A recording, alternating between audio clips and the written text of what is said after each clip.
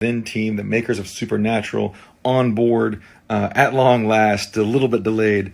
If you haven't tried Supernatural, it's a wonderful application. And fitness is the first example. One of the things that when you're a platform creator, what you want to see is somebody creating an application that you never would have created yourselves, that finds an audience that you otherwise might not have reached. And that is exactly what they have done, along with other great applications in the space like FitXR, Les Mills Body Combat. And having them on board is going to help us close the loop and hopefully build out those platform APIs accessible to all those applications sooner, better, faster, better consumer experiences that work across these apps. So I'm very excited for them to be on board, and they're just getting up to speed now, and we're going to hear what they have to say. For those who don't know, codec avatars have been a target for us for such a long time. We've talked about it all the way back at F8, actually, as well as Connect. Now it's just Connect. We are making really steady progress on that. We have great examples of codec avatars. You've probably seen them at Connect.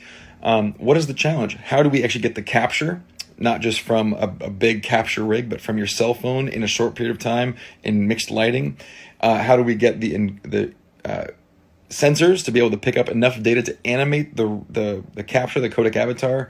And then how do we do the processing of such a high fidelity representation of self on a mobile chipset? Lots of engineering challenges, as well as continued research challenges, like how do we capture upper body? How do we do legs? How do we do clothing, hair, accessories?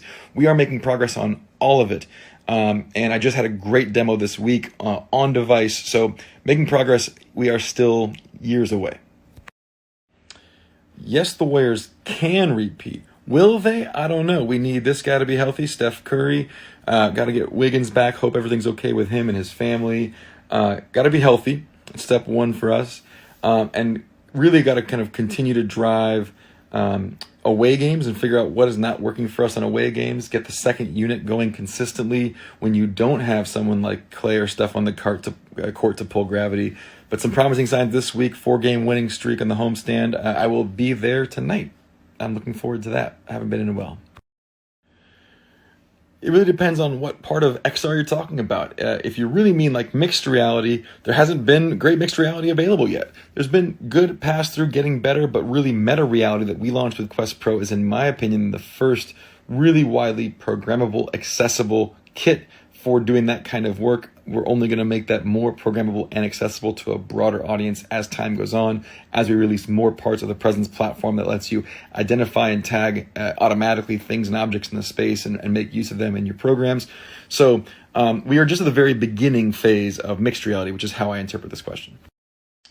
I'm not sure exactly what this means. We love VR chat. We talk about it all the time. When I talk at Connect about social being huge, we're talking about VR chat, Rec Room, and sure, Horizon Worlds. I think VR chat's awesome. I think they have a great consumer base, not just on, of course, on our product, but across a wide range of surfaces. And I enjoy a dance party in VR chat every now and then myself. Controllers and hand tracking are both great, but they do serve different jobs. So while I think it's certainly imaginable that you'd have lots of use cases that you might want to do with only hands. For example, if you had a headset and you were primarily navigating menus to get to immersive media, to use certain hand-oriented content in games, for example, something like Cubism, or for meetings where your hands are a part of your communication, then hands is actually enough. However, for a lot of things, controllers are better, and we've really worked hard to have a consistent controller base to make it developer-friendly, so developers know what they can count on for us and have compatibility across generations. So they are both good. They're both important. You're going to continue to push both forward. I think it's a huge deal. One of the things that we think about is how hard creation used to be versus how it is today. It used to be very hard to take and edit photographs. It used to be very hard to produce music. Those things have gotten so much easier. And as they've gotten easier, more people get involved, which is great. More new creators, more creative voices, more diversity, and frankly, better quality content. I think one of the things that 3D modeling and object creation and world creation is a very highly technical skill today. Technical art, highly valuable skill. We have great technical artists that we get to work with, which it's a great privilege. The ability for people to democratize those Will they build things as good as the best technical artists? No. In the same way that my access to modern musical editing tools doesn't make me a great musician, but it's certainly better than I could have done before.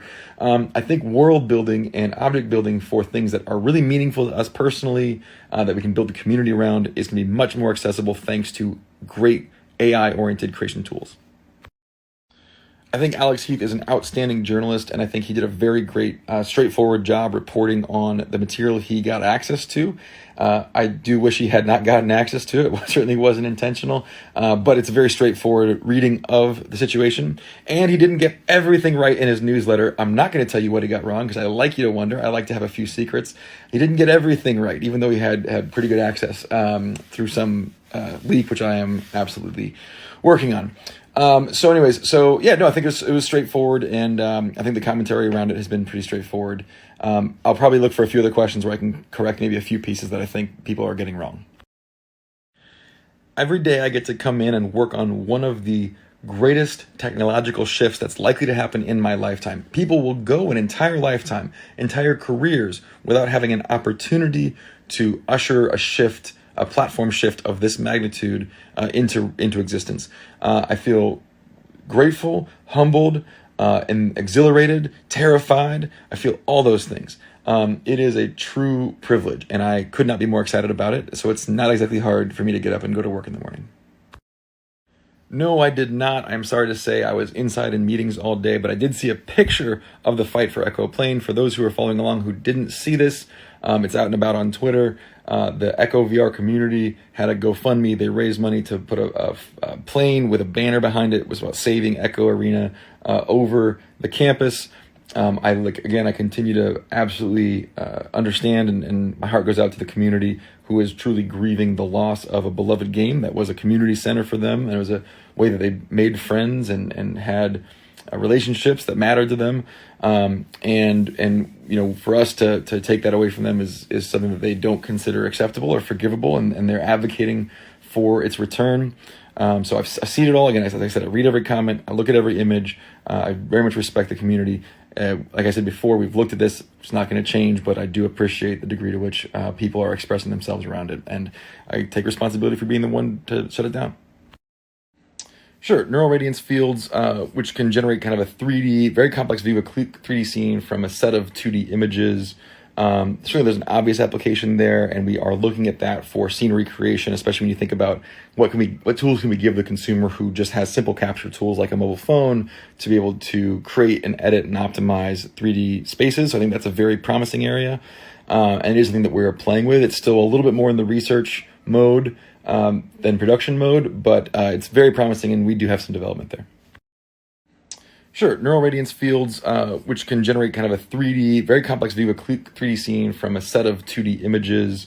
Certainly there's an obvious application there, and we are looking at that for scene recreation, especially when you think about what tools can we give the consumer who just has simple capture tools like a mobile phone to be able to create and edit and optimize 3D spaces. So I think that's a very promising area, and it is something that we're playing with. It's still a little bit more in the research mode than production mode, but it's very promising, and we do have some development there. One quick challenge that they do have is lighting. These scenes tend to be statically lit, and that can be very disconcerting when you want to put them into a dynamically lit environment. And so tracking how to apply stronger dynamic lighting effects to neural radiance fields is, I think, still an open problem.